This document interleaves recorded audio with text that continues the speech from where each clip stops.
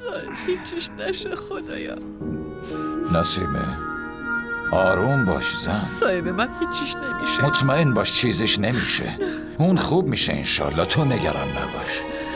صاحب هیچیش خدا به هممون رحم کن. خدایا پسرمو نجات بده. الهی آمین آمین. صاحب چیزش آمین. صاحب عزیزم. نسیمه صبر داشته باش. ببین اگه تو اینجوری کنی من چی کار کنم آخه؟ کاش نمیذاشتم جایی بره. صاحب پسرم. آخه ما از کجا باید میدونستیم؟ خدایا به پسرم لطفا کرم کن. من هم یه پسر دارم. اگه اون چیزی پیشه من میمیرم. خدایا پسرم و خودت حفظ کن. دیگه نسیمه آروم باش. خدایا چیزیش نشه. خدایا چیزیش نشه. صاحب کجاست؟ ویدا دخترم کجا عمله همینجا خوبه. چرا پیشش نگران دخترم بیا. ویدا آروم بشین. دخترم آروم باش. پیشش خواهش میکنم. عزیزم تو بشین آروم باش. دکتر اونجاست مراقبشه. تو آروم باش. بهم بگی کجاست؟ تو رو خدا بذار ببینمش. خواهش میکنم. پدر و مادرش هم اجازه نمیده که اونو ببینن. تو این وسط چی کاری؟ من مادرشم. من ازش خواهش میکنم اونجا میشینم یه بار میبینمش. آخه مگه دیدن من چیه؟ مگه جاش مادرشم مهمتری؟ مگه تو چی هستی؟ دخترم چرا این حرفا رو میزنین؟ الان باید به فکر صاحب باشین.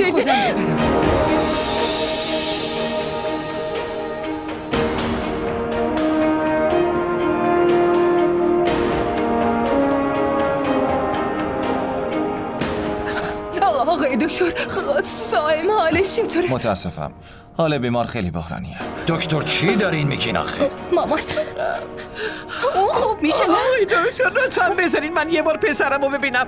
اونو با چشای خودم ببینم. خواهش میکنم تو رو خدا. من از دور میبینمش هیچی نمیگم. ساکت میمونم. هیچی نمیگم. ویدا آروم باش. آقای دکتر این دخترمه عروس صاحب. خواهش میکنم چند لحظه به من گوش بدین.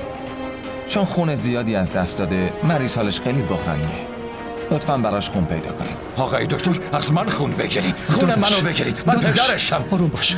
آقای دکتر پیدا میکنیم. لطفاً صبر کنید.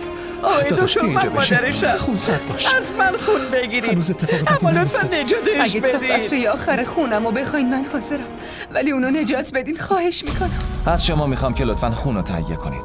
بقیه بهتره که از اینجا برن. بابا شما یه کاری کنین لطفا. اما من فقط از دور که میتونم ببینمش. لطفا یه بار بذارین ببینمش. من ببینم. ویدا دخترم من از دور میبینم. داداش تو رو خدا اینو ببر. این بدشگونه. تا بیشتر از این نمایش راه انداخته. از اینجا ببرش. بابا ولم کنین دیگه. ویدا دخترم آروم باش. برین با اینا حرف بزنین. من باید برم صاحبو ببینم. باید حتما ببینمش. ویدا ما با هم میریم خونه. باید لباساتو عوض کنی. من نمیخوام لباسمو عوض کنم. دخترم ما باید با هم بریم خونه. زود برمیگردیم. فهمیدی چی میگم؟ اینو از اینجا ببرید. من به اندازه کافی حالم بده. نمیتونم اینو تحملش کنم. لطفا بهم گوش کنین. ویدا برو خونه. ویدا دخترم ویدا آروم باش. خواهش میکنم. باید آروم باش.